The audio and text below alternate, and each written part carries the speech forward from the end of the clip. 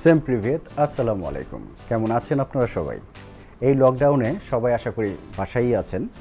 আজকে কথা বলবো গাড়ির এসেনশিয়াল 5টি ফ্লুইডস নিয়ে, মানে গাড়িতে যে 5টি পানি জাতীয় জিনিস থাকে সেটি নিয়ে আজকে আমরা আলোচনা করব। সেই 5টি এসেনশিয়াল জিনিস কি? প্রথম হচ্ছে সবচেয়ে জরুরি ইঞ্জিন অয়েল। নাম্বার 1 গাড়ির ইঞ্জিন অয়েল, যেটি কিনা গাড়িটার ইঞ্জিনটাকে সচল রাখার জন্য সবচেয়ে বেশি জরুরি জিনিস। ইঞ্জিন অয়েলের গ্রেডটিও আপনার গাড়ির একটি গুরুত্বপূর্ণ অংশ। আপনার গাড়িতে কোন গ্রেডের ইঞ্জিন অয়েল দিবেন সেটার উপর নির্ভর করবে আপনার গাড়িটি কতদিন ভালোভাবে চলবে এবং এটার মাইলেজ এবং পারফরমেন্স, ভাইব্রেশন সব কিছু কতটা ভালোভাবে পারফর্ম করবে সেটা নির্ভর করে আপনার সঠিক গ্রেডের ইঞ্জিন অয়েলের উপরে। সো প্রথম গেল সবচেয়ে গুরুত্বপূর্ণ engine oil, number 1 fluid engine oil. Second যে অপশনটি থাকছে সেটা হচ্ছে number 2 transmission fluid. Transmission fluid বা এটাকে বলা যেতে পারে গিয়ার অয়েল। আমরা গিয়ার অয়েল সাধারণত ওল্ড যেই গাড়িগুলো আছে ম্যানুয়াল গিয়ার, সেখানে গিয়ার অয়েল থাকতো। পরবর্তীতে যেগুলো আসলো সেটা হচ্ছে অটো গিয়ার, তার পরবর্তীতে আসলো সিভিটি গিয়ার। এখন সাধারণত সিভিটি গিয়ারই চলছে, তারপরে ডুয়েল ক্লাস গিয়ার, সেগুলো পরের কথা। আমরা কথা বলবো এটিএফ বা তার পরবর্তীতে সিভিটি, এগুলো নিয়ে। তো ট্রান্সমিশন ফ্লুইড আমাদের ক্লিয়ার হলো, এটিএফ বা সিভিটি এখনকার গাড়িতে ব্যবহৃত হয়। 3 নাম্বার যেই ফ্লুইডটি নিয়ে কথা বলবো সেটা হচ্ছে ব্রেক অয়েল। আপনার গাড়িতে আপনি অ্যাক্সিলারেট করলেন, গাড়ি খুব গতিতে চললো, কিন্তু সবচাইতে জরুরি কিন্তু brake. Power is nothing without control. আপনার গাড়িতে অনেক পাওয়ার আছে, অনেক হর্স পাওয়ার আছে, কিন্তু আপনি গাড়ি কন্ট্রোল করতে পারলেন না, তাহলে কিন্তু কোনো লাভ নেই। সুতরাং একটি ভালো মানের ব্রেক ফ্লুইড অবশ্যই আপনার গাড়িতে ব্যবহার করা উচিত। ব্রেক ফ্লুইডের কিছু গ্রেড আছে, যেমন .3, .4 এরকম। .3-র জায়গায় যদি .4 ঢেলে দেন সেটা হবে আপনি নিচের থেকে উপরে উঠতে পারবেন, কিন্তু উপরের থেকে নিচে নামতে পারবেন না। এটাই সাধারণত বলা হয়ে থাকে। সো সঠিক গ্রেডের ব্রেক ফ্লুইডটি আপনি আপনার গাড়িতে ব্যবহার করবেন। নাম্বার 4 নম্বরে হচ্ছে কুলেন্ট ওয়াটার। কুলেন্ট ওয়াটারটা হচ্ছে আরও একটি জরুরি অংশ গাড়ির ইঞ্জিনটিকে ঠান্ডা রাখার ক্ষেত্রে।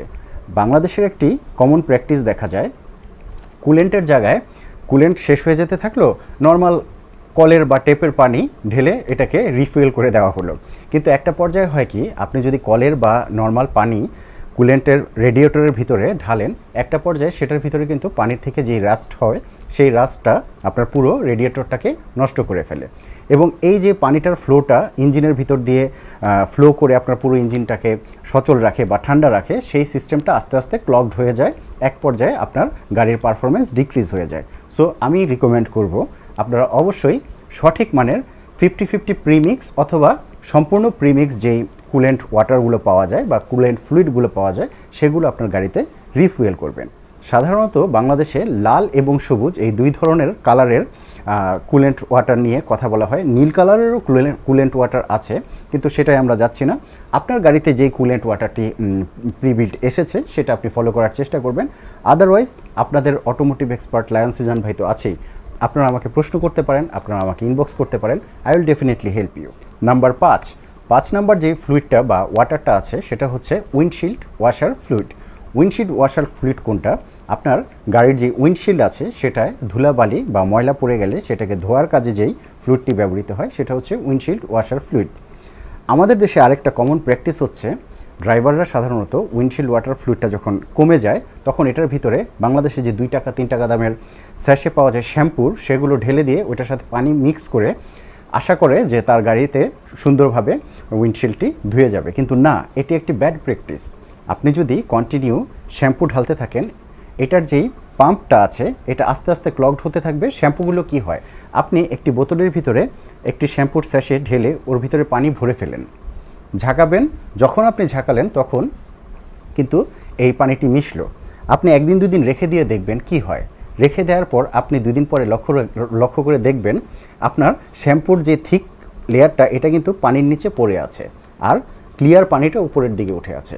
তো পানির যেই পাম্পটা সেটা কি হয়, পাম্পটা নিচের দিকে থাকে, সেটা প্রেশার দিয়ে পানিটাকে আপনার উইন্ডশিল্ড ফ্লুইডের মাধ্যমে, উইন্ডশিল্ড পাইপের মাধ্যমে আপনার গ্লাসে পাঠায়।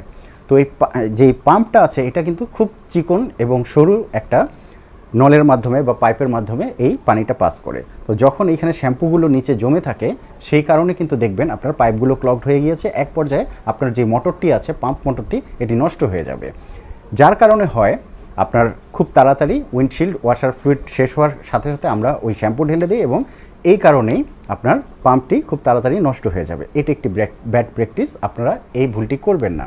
আপনারা প্রিমিক্স প্রয়োজনে গ্লাস ক্লিনার, যে উইন্ডশিল্ড গ্লাস ক্লিনার বা আপনার বাড়িতে যে মিস্টার ব্রাসো বা উইন্ডোলিন এই টাইপের গ্লাস ক্লিনার আছে ওইটা ঢালেন, কারণ ওইটা কন্টামিনেটেড হওয়ার কোনো সম্ভাবনা নাই, আপনার নিচে কিছু জমে থাকবে না। তাছাড়াও বাজারে খুব কম দামে ওয়াশার ফ্লুইড পাওয়া যায়, সেগুলো আপনি সংগ্রহ করে যে কোনো ডেকোরেশনের দোকান থেকে সংগ্রহ করে আপনার পানিতে আপনার উইন্ডশিল্ড ওয়াশার ফ্লুইডের যে রিজার্ভেটর আছে ওইটার ভিতরে ঢেলে রাখতে পারেন।